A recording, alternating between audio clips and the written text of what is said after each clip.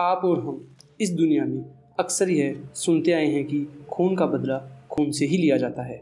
यह शायद कभी किसी ने नहीं सुना होगा कि एक लाश के 31 टुकड़े के बदले 31 गोलियां और 31 ही कब्र का बेहद उलझा हुआ ताना बाना किसी कातिल ने कभी बुना हो।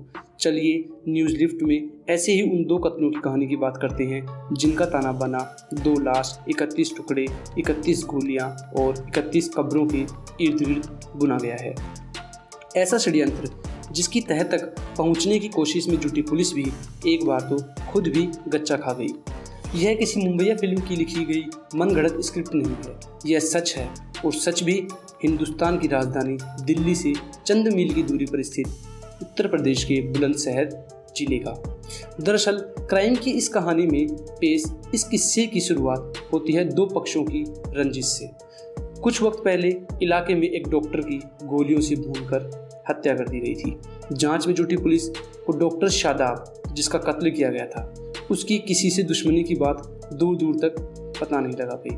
पोस्टमार्टम में पुलिस को पता लगा कि डॉक्टर शादाब के बदन में 31 गोलियां झोंकी गई है और बस यही बात पुलिस को खटक रही थी कि जब 1 या 2 गोली से किसी का कत्ल किया जा सकता है तो 31 गोलियां क्यों मारी गई। पुलिस के सामने एक प्रश्न था कि इसके पीछे का क्या मकसद था। 100% का सवाल था। सवाल जितने काम का था उससे ज़्यादा उलझा हुआ था।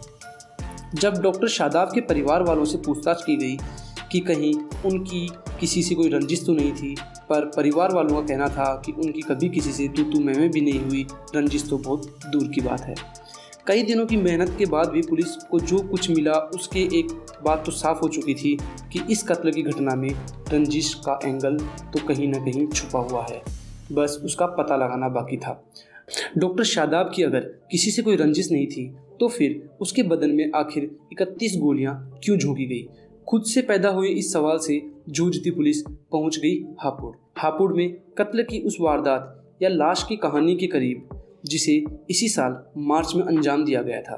पुलिस ने जब उस दूसरे कत्ल की कुंडली खंगाली तो उसके तार बुलंदशहर में कई किलोमीटर दूर हुए डॉक्टर शादाब हत्याकांड से जुड़ने लगे। पता चला कि हापुड़ में जिस इरफान नाम के शख्स का कत्ल किया गया है उसकी लाश के भी 31 टुकड़े किए गए थे और उन 31 टुकड़ों के लिए हत्यारों ने अलग अलग जगह पर 31 कब्रों का इंतजाम किया था।